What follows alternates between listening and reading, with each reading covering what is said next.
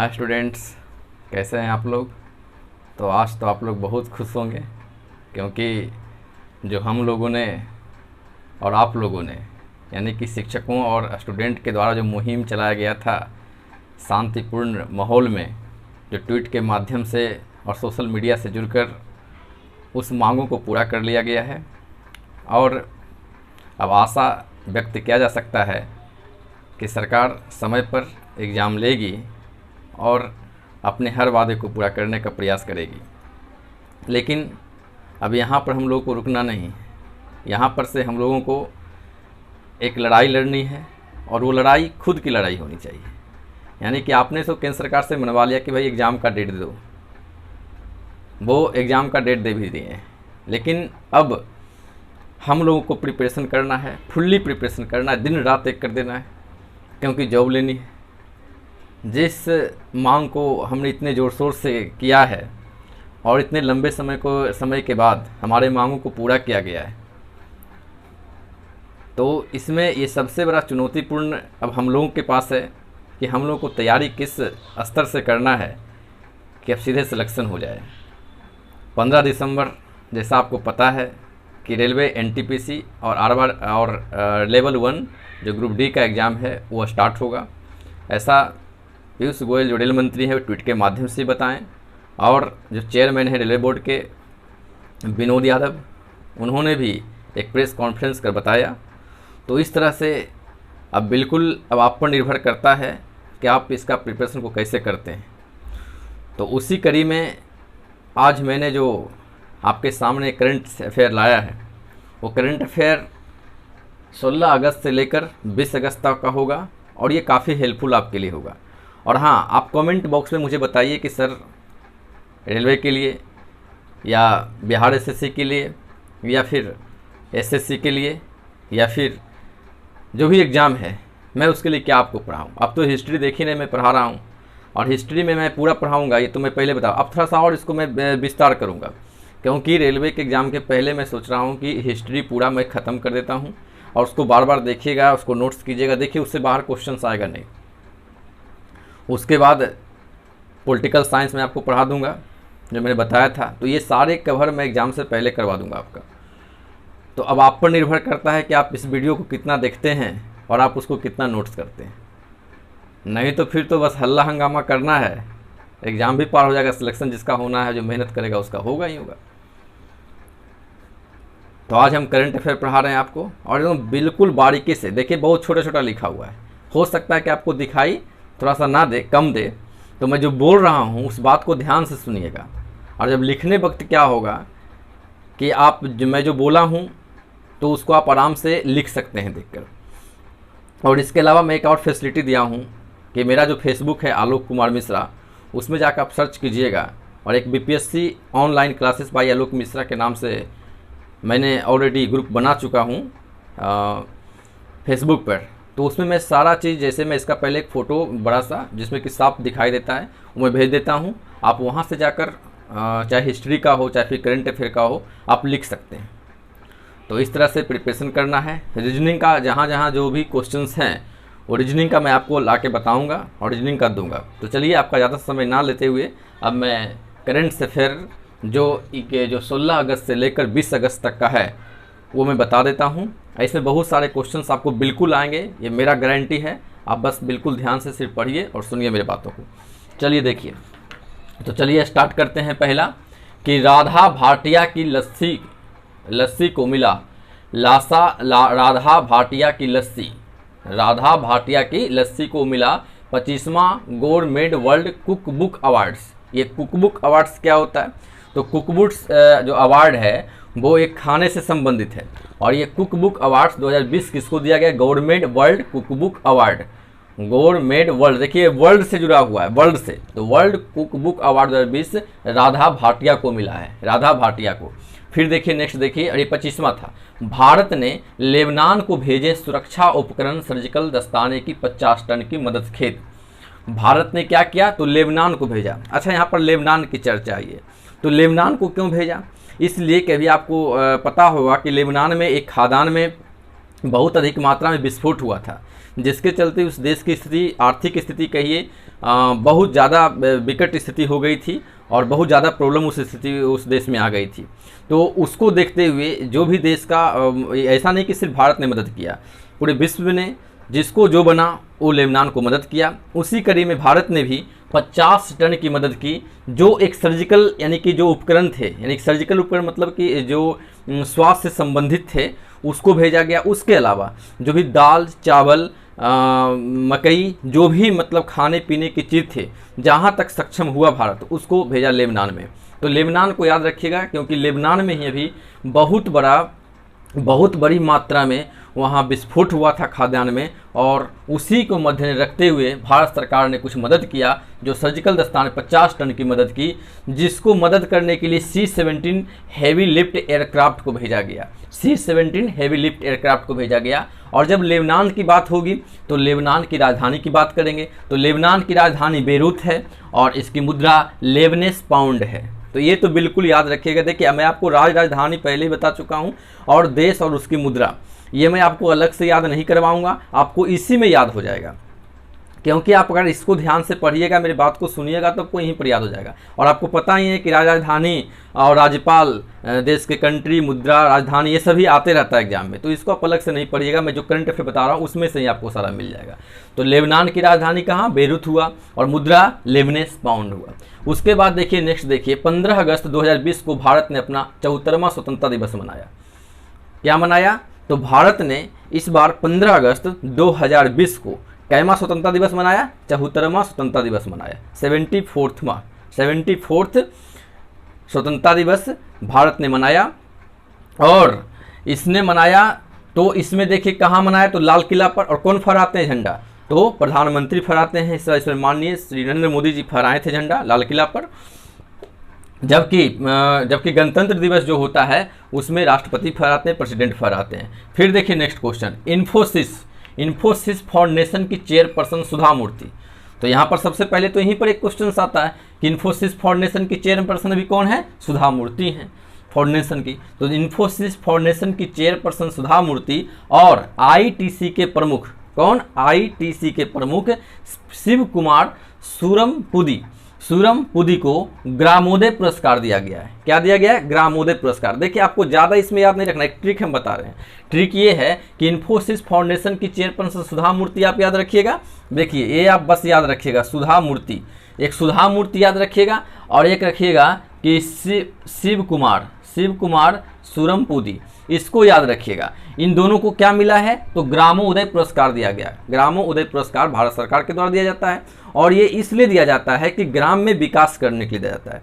ये इस बार महात्मा गांधी का 150वां दिवस था, 150वां जन्मदिन था, उसी के उपलक्ष्य में ये पुरस्कार दिया गया था। और ये दो को दिया गया था, एक इन्फोसिस फाउंडेशन की चेयरपर्सन सुधा मूर्ति और एक आईटीसी के प्रमुख शिव कुमार सूरमपुदी को दिया गया था। नेक्स्ट देखिए, गुजरात के एक अंजलि क्रॉस रोड है पर बने फ्लाईओवर का नाम अब बदल दिया गया है। फ्लाईओवर का वहाँ एक मतलब गुजरात में एक अंजलि क्रॉस रोड पर एक फ्लाईओवर है, उसका नाम बदल के क्या कर दिया गया है? सुषमा स्वराज ब्रिज कर दिया गया है। तो इसको याद रखिएगा। उसके बाद देखिए, धोनी और सुरेश रैना ने की इंटरनेशनल क्रिकेट से संन्यास लेने की घोषणा।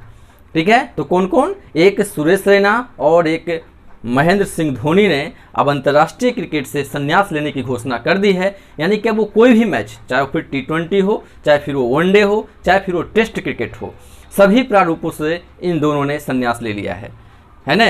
क्या क्या चीज़ में लिए, कौन कौन लिए हैं? तो एक महेंद्र सिंह धोनी और सुरेश रैना ने, इसको याद रखिएगा। उसके बाद देखिए, भारत का अंतर्राष्ट्रीय फिल्म महोत्सव नवंबर में गोवा में आयोजित किया जाएगा। हर साल अंतर्राष्ट्रीय फिल्म घोषित होता है, अंतर्राष्ट्रीय फिल्म जो है महोत्सव हर साल होता है। तो इस बार भारत का अंतर्राष्ट्रीय फिल्म महोत्सव नवंबर में गोवा में आयोजित किया जाएगा। अब बात आई, गोवा में आयोजित किया जाएगा क्या? फिल्म फेस्टिवल, अंतर्राष्ट्रीय फिल्म फेस्टिवल। तो गोवा के मुख्यमंत्री कौन होंगे? प्रमोद सावंत हो जाएंगे। और गोवा के राज्यपाल कौन होंगे? भगत सिंह किशोरी, इसको याद रखिएगा। तो गोवा के मुख्यमंत्री प्रमोद सावंत और गोवा के राज्यपाल भगत सिंह किशोरी। एकदम पूरा करंट अफेयर का एकदम पूरा आपको एकदम निचोड़ करके मैं दिया हूँ, इससे बाहरी क्वेश्चन आपको आने वाला नहीं है। तो इसलिए एकदम ध्यान से मेरा वीडियो को देखिएगा, पढ़िएगा और लाइक सब्सक्राइब जरूर कीजिएगा, क्योंकि इसको कीजिएगा ही तो ही और मेरा उत्साह बढ़ा रहेगा और आपके एकदम एनटीपीसी इस बार एकदम अब की बार रेलवे पार कर देना है। तो चलिए, गोवा के मुख्यमंत्री प्रमोद सावंत और गोवा के राज्यपाल भगत सिंह किशोरी हैं। स्वदेशीकरण के लिए रक्षा मंत्री ने किया सृजन पोर्टल लॉन्च। देखिए, सृजन पोर्टल लॉन्च किया है कौन? स्वदेशीकरण के लिए। स्वदेशीकरण यानी कि अपने देश के लिए, अपने देश के लिए जो भी वस्तु रहेगी एक स्टेट से दूसरे स्टेट जाने के लिए एक पोर्टल लॉन्च किया गया है और वो पोर्टल का नाम क्या है? सृजन। क्या है? सृजन नाम है। और इसे लॉन्च कौन किया है? इस पोर्टल को लॉन्च करने वाले कौन हैं? तो भारत के रक्षा मंत्री हैं। और भारत के रक्षा मंत्री कौन हैं? तो भारत के रक्षा मंत्री हैं श्री राजनाथ सिंह हैं।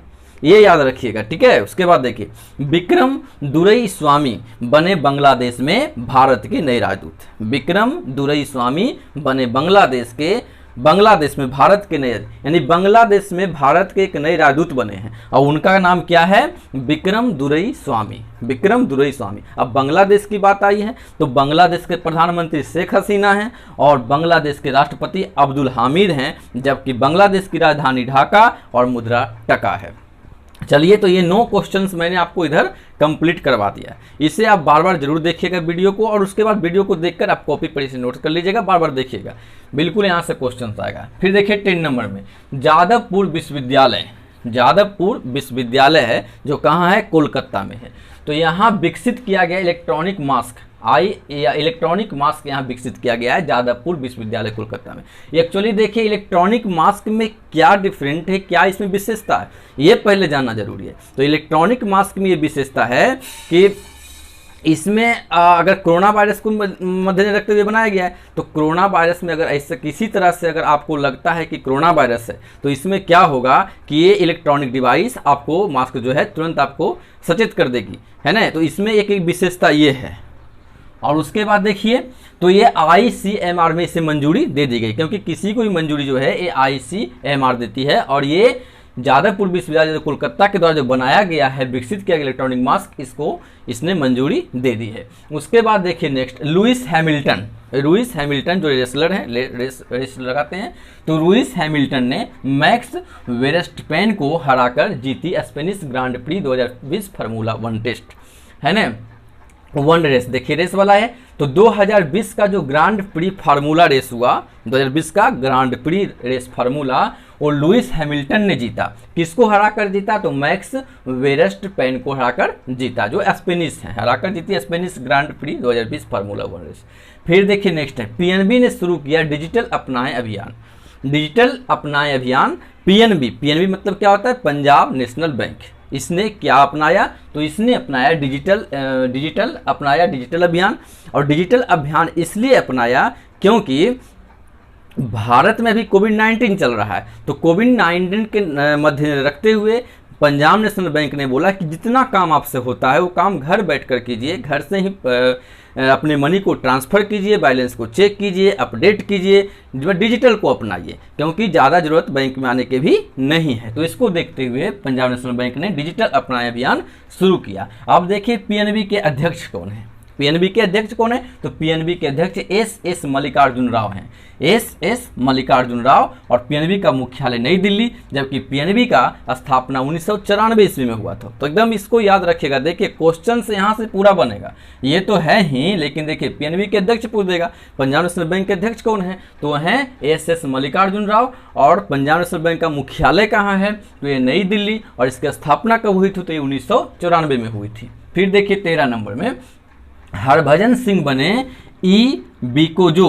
ई-बिकोजो कंपनी के नए ब्रांड एम्बेसडर।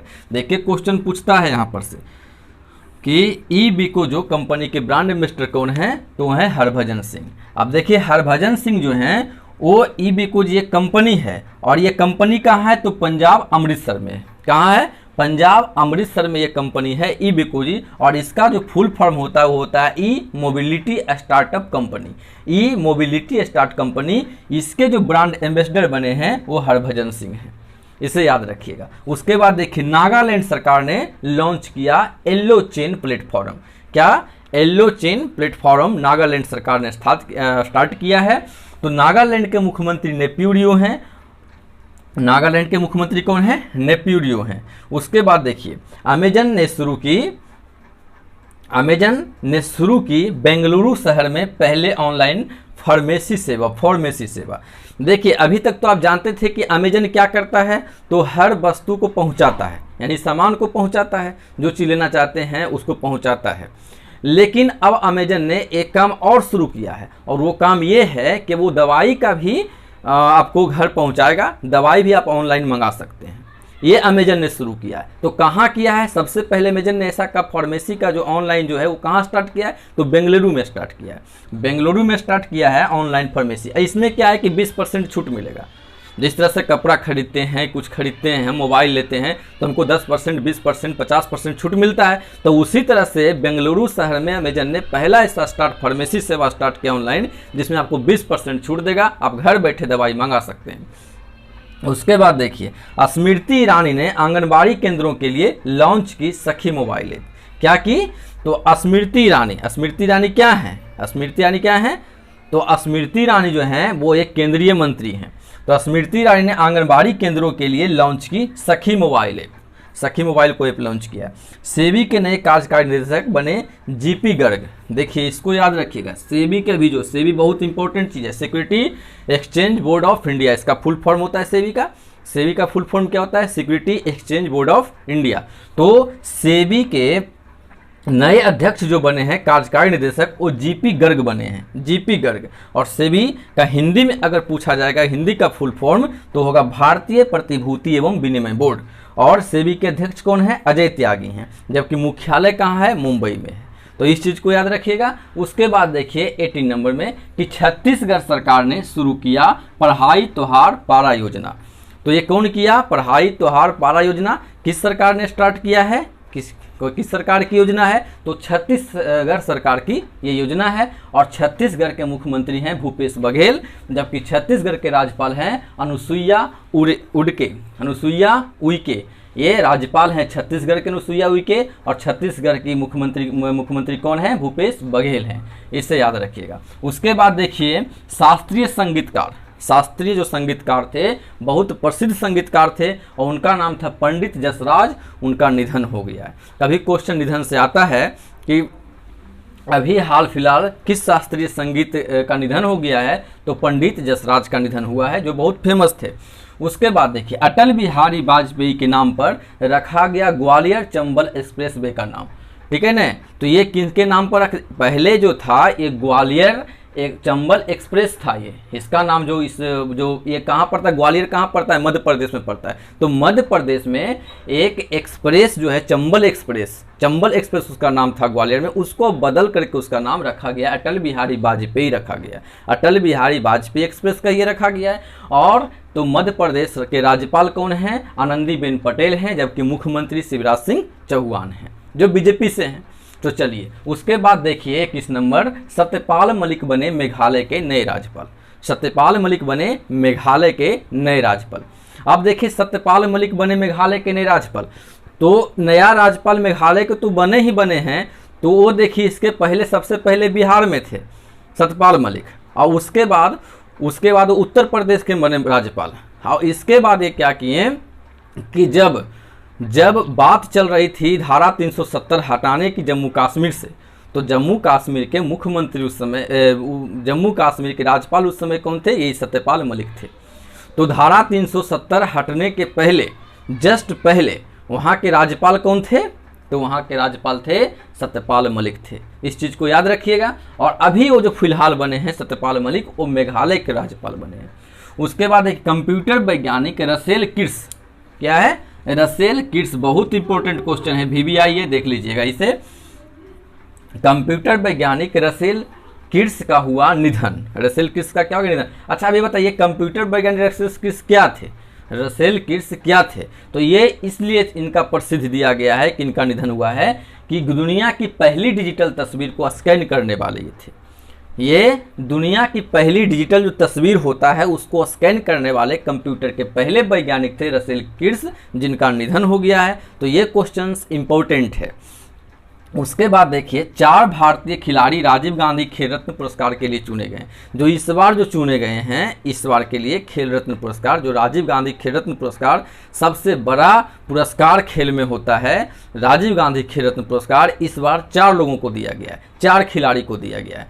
तो कौन कौन को दिया गया है? रोहित शर्मा, विनेश फोगाट, मनिका बन्ना और थंगावेलु, ये 4 को दिया गया। क्या क्या नाम याद रखिएगा? रोहित शर्मा, उसके बाद विनेश फोगाट, उसके बाद मनिका बन्ना और तब थंगावेलु को दिया गया है। अब हम आपको बता देते हैं कि ये चारों किस किस खेल से रिलेटेड हैं, किस किस खेल से संबंधित है। तो देखिए जो रोहित शर्मा है वो क्रिकेट से संबंधित हैं, विनेश फोगाट पहलवान से संबंधित हैं, मनिका बत्रा टेबल टेनिस से संबंधित है और थंगावेलु पैरा ओलंपिक से संबंधित हैं। तो इसको याद रखिएगा। उसके बाद देखिए MPEDA ने पोरबंदर में की क्वालिटी कंट्रोल लैब की स्थापना। क्या की? तो MPEDA ने पोरबंदर में की क्वालिटी कंट्रोल लैब की स्थापना की। अब देखिए MPEDA क्या होता है भाई? MPEDA क्या होता है? तो ये होता है समुद्री उत्पाद निर्यात विकास प्राधिकरण, यानी कि ये जो है समुद्र से रिलेटेड है, समुद्री चीज से रिलेटेड है। तो MPEDA समुद्री उत्पाद निर्यात विकास प्राधिकरण से रिलेटेड है। तो अब देखिए ये जो पोरबंदर का है, तो पोरबंदर तो आपको पता है पोरबंदर कहाँ है? गुजरात में। तो गुजरात में है तो गुजरात के मुख्यमंत्री विजय भाई हैं और गुजरात के राज्यपाल आचार्य देवव्रत हैं। आचार्य देवव्रत क्या है? राज्यपाल है कहाँ के? गुजरात के। तो एकदम इस जिस राज्य का राजधानी है ना, उसके राज्यपाल और उसके मुख्यमंत्री कौन है, ये पूरा आपको करंट अफेयर में यहाँ मिल जाएगा। देश अगर आएगा, उस कंट्री आएगा तो उसका भी पूरा मिल जाएगा। सोचिए कितना, मतलब यही लिखें इतना में से क्वेश्चन में से सिर्फ आपको करंट अफेयर नहीं जीके जीएस भी इसमें से जा रहा है। आपको समझिए थोड़ा सा और पूरा वीडियो देखिए। फिर देखिए उत्तराखंड जो है राजधानी, अब एक थोड़ा सा हम छोटा सा लिखें क्योंकि इसमें जो क्वेश्चन जो करंट अफेयर था वो उतना इंपॉर्टेंट नहीं था। हम यहाँ पर उसी करंट अफेयर को लिख रहे हैं जो एकदम इंपॉर्टेंट है। 5 दिन में जो इंपॉर्टेंट जिसकी पूरी संभावना होती है कि आपका एग्जाम में आएगा, तो उसी को देखते हुए हम यहाँ पर लिखते हैं। हम सारा करंट अफेयर को नहीं लिखते हैं, लेकिन हाँ उस करंट अफेयर से जो भी रिलेटेड रहता है, जो भी क्वेश्चन, चाहे वो पहले भी बता दिए मुख्यमंत्री रहे, राजधानी रहे, सारा चीज़ हम आपको बताते हैं। तो देखिए उत्तराखंड जो राजधानी है, उत्तराखंड की राजधानी कहाँ है? देहरादून है। लेकिन आप देहरादून जानते होंगे, देहरादून और गैरसलेम भी उत्तराखंड की राजधानी है, याद रखिएगा। तो उत्तराखंड की राजधानी कहाँ? देहरादून और गैरसलेम है। उत्तराखंड के मुख्यमंत्री अभी कौन है? त्रिवेंद्र सिंह हैं, जबकि राज्यपाल बेबी रानी मौर्य हैं। तो ये याद रखिएगा कि उत्तराखंड के राज्यपाल बेबी रानी मौर्य, जबकि उत्तराखंड के राज्यपाल गुजरात के राज्यपाल कौन है? आचार्य देवव्रत थे। गुजरात के आचार्य देवव्रत और उत्तराखंड के बेबी रानी मौर्य हैं। तो देखिए इस तरह से। अब आपको अगर इसके अलावा भी लगता है कि नहीं सर राजधानी अलग से लाइए या कोई और टॉपिक अलग से करंट अफेयर का दीजिए, तो आप कमेंट बॉक्स में लिखिए, हम जरूर उसको आपको प्रोवाइड करवाएंगे। मतलब हमको जितना मेहनत आप कहिएगा हम जरूर मेहनत आपके लिए करेंगे। बस आप भी मेहनत कीजिए, इस बार एकदम NTPC निकाल देना है, जो भी एग्जाम हो एकदम इस बार करेक्ट कर देना है, ठीक है। तो इसके मद्देनजर रखते हुए हम पूरी तरह से हम कोशिश अपना करेंगे, अपना प्रयास करेंगे। अब आपको इसमें सफल होने के लिए आपको प्रयास करना पड़ेगा, आपको मेहनत करना पड़ेगा। तो चलिए आज का क्लास इतना ही रखते हैं। और हाँ, मैं फिर से एक बार कर रहा हूँ, मेरे चैनल को लाइक कीजिए, सब्सक्राइब कीजिए और शेयर कीजिए। शेयर इसलिए कीजिए कि आपको अगर अच्छा लग रहा है तो सोचिए कि अगर जो दूर दराज के लोग हैं जो नहीं जान रहे हैं, तो उनको आप शेयर करके बताइए कि भाई इसको सब्सक्राइब करो, नोटिफिकेशन को क्या करो कि क्लिक करो, जहाँ जो बेल आइकन बटन है उस पर क्लिक कीजिएगा तो आपको हमेशा नोटिफिकेशन अपने आप पहुंच जाएगा। हम जैसे ही वीडियो को अपलोड करेंगे आपके पास पहुंच जाएगा। तो ये सब काम थोड़ा सा कीजिए और वीडियो को शुरू से लेकर अंत तक देखिए। ऐसे देखिए मत कीजिए, नहीं देखना है नहीं देखिए, लेकिन शुरू से अंत तक देखिए, तब ना आपको समझ में आएगा पूरा। तो चलिए अब आज का क्लास इतना ही ना देते हैं। जय हिंद।